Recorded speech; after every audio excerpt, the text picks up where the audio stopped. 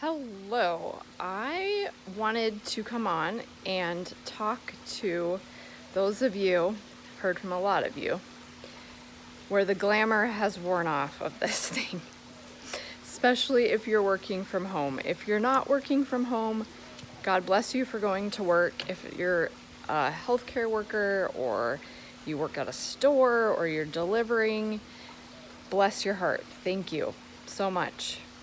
For those of us that have been home for how many weeks now with remote work, thankful to have remote work, with kids who are doing homeschooling online or remote schooling, I know the glamour's worn off. So I just wanted to give you guys some things to think about that have been working for us.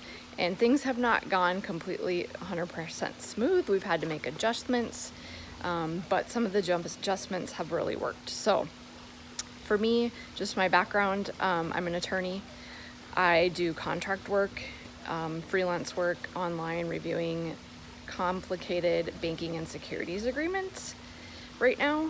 And I'm putting in 40 hours a week on this project, so I have to do that.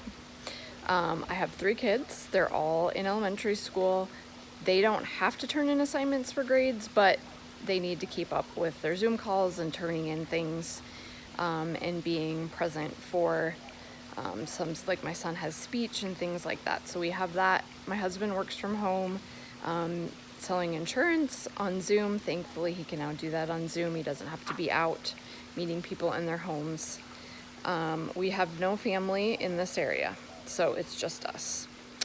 We haven't seen anyone in person for 5 to 6 weeks. My kids love to play with friends in this neighborhood. We live in a great neighborhood in Arizona, and they are lonely for their friends, as I'm sure most of yours are too. So what has been working when I get overwhelmed or irritated or I'm just drained because I'm trying to keep all those balls in the air? Number 1, do one thing at a time. Sounds simple? Try it. When I try to do 2 things like homeschool and do my remote work, doesn't work. When I try to help my kids with their Zoom call and cook dinner, doesn't work. When I try to give my kid a bath and film a video, doesn't work. So try to focus on doing one thing, complete it until it's done, and you will have a sense of accomplishment and your sense of overwhelm will go down. Number 2, ask for help.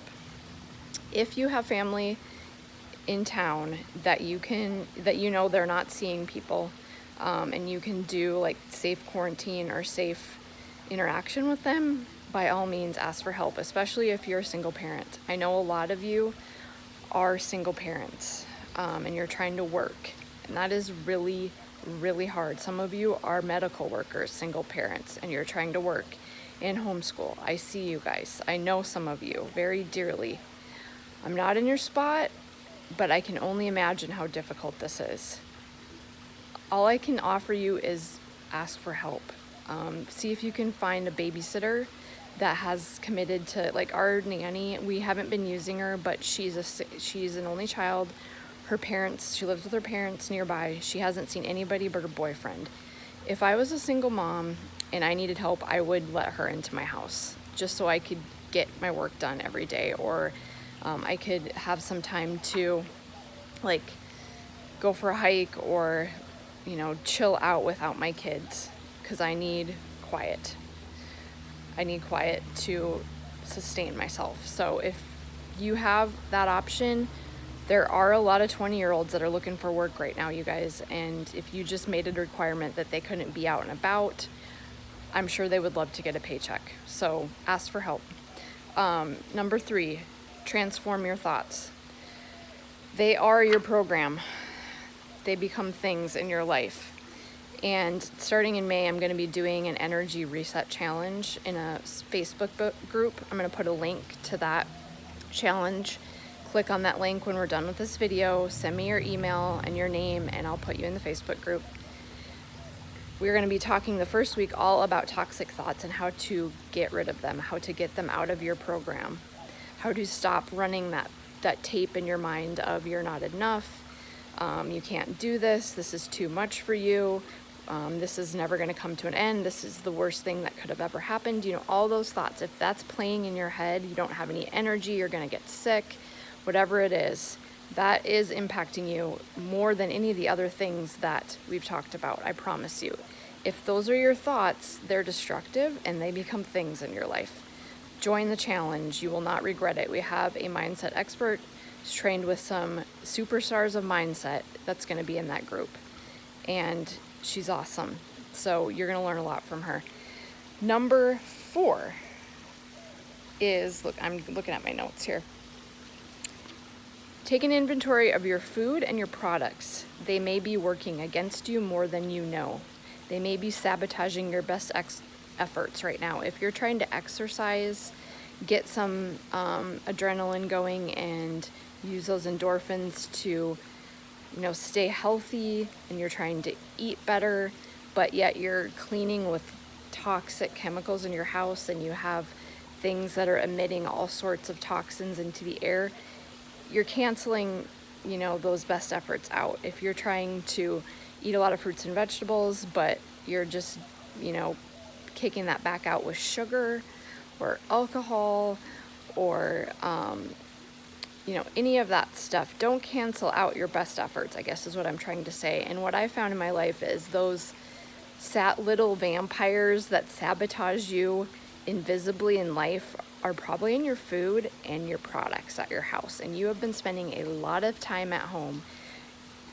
Our homes are surprisingly very toxic, especially air quality, because of the products that we have in our house.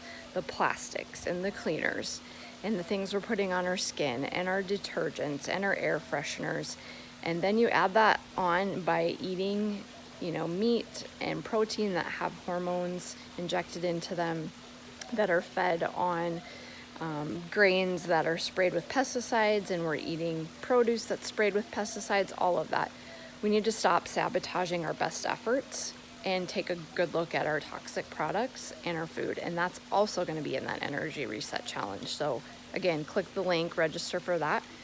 And number 5 is our habits. We need to take a better look at our habits, especially social media. A lot of us, or TV, we may be bored, we need something to cope right now, and so we're just spending lots of time on social media, or we're spending lots of time in front of the TV, and that's all going into our mind and our brain and becoming part of our program. The comparison trap and just like the fear that's being spewed on TV, we need to put a lid on that, and we need to nix that habit, exercise some self-control, put some measures in place that will limit our exposure to that. So again, there's a couple other habits besides social media. It may be like coping mechanisms like smoking or more caffeine or sugar, skimping on water intake and drinking just, colas or sodas or alcohol or whatever. And again, you're sabotaging your best efforts. And you guys, it's a tough situation, but it doesn't have to be our darkest hour. We can take some control over it by utilizing some of the things I talked about, so we're not drained, we're not overwhelmed, our kids don't see us in this despicable state. We can be there for them. And so again, I hope you enjoyed this video. Subscribe to this channel, click the link to send me your email, and I'll get you in more resources. I can send you my guide that has a few more tips on what we just talked about. Showing up for this time of our life. It's historic, it's epic. We don't want to just hide under the covers or in the closet. We want to show up. So join the challenge. Starts in May.